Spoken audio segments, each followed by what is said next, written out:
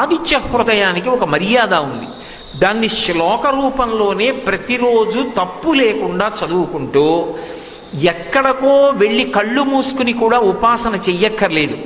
చాలా తేలిక మార్గం ఏమిటంటే ఉదయిస్తున్నటువంటి సూర్యబింబం దగ్గరికి వెళ్ళి నిలబడి కళ్ళు తెరిచి ఎదురుగుండా బింబాన్ని చూస్తూ చదవచ్చు. ఎందుకంటున్నానో తెలుసా ఈ మాట? నేను ఉదయిస్తున్నటువంటి సూర్యబింబం మీకు తెలియకుండా మీ మనసుని లాగగలిగినటువంటి గొప్ప కాంతి పుంజమై ఆకర్షణ శక్తిగా ఉంటుంది.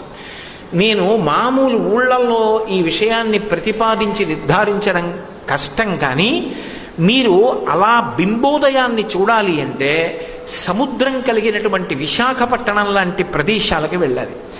ఆదిత్య హృదయాన్ని రచన చేసేటప్పుడు మహర్షి ఈ జాతికి ఒక గొప్ప బహుమానం చేశారు. మీరు చీకట్లో సముద్రపు టొడ్డుకి వెళ్ళి, అందులో ఇటువంటి ఋతువుల్లో వసంత ఋతువు, ఇంకా ఇప్పుడు కొంచెం మంచు పడుతోంది, పొగమంచు పోయిన తర్వాత, ప్రత్యేకించి గ్రీష్మ ఋతువు లాంటి వచ్చాకో, మే నెల వచ్చిన తర్వాత, ఏప్రిల్ సగభాగం దాటిపోయాకో సముద్రపు టొడ్డుకి వెళ్ళి 6 గంటలకో 5:45 సూర్యోదయం అని పంచాంగంలో ఉందనుకోండి, మీరు 5:30 సముద్రపు టొడ్డుకి వెళ్ళి కూర్చోవాలి. ఇది నేను స్వానుభవంతో చెప్తున్న మాట. నేను ఏదో ఇక్కడ కూర్చుని మీకు చెప్తున్నది కాదు. చీకటిగా ఉంటుంది, ఎదురుగుండా నీరంతా కూడా కటిక చీకటిగా ఉంటుంది. సూర్యోదయం అయ్యేటటువంటి తూర్పు దిక్కు సముద్రము ఆకాశము కలిసిపోయినట్టుగా ఉంటాయి. అసలు అదేవి కనపడదు. మీరు వెనక్కి తిరిగి చూస్తే ఏదో కొద్ది భాగమే చీకట్లో కనపడుతూ ఉంటుంది.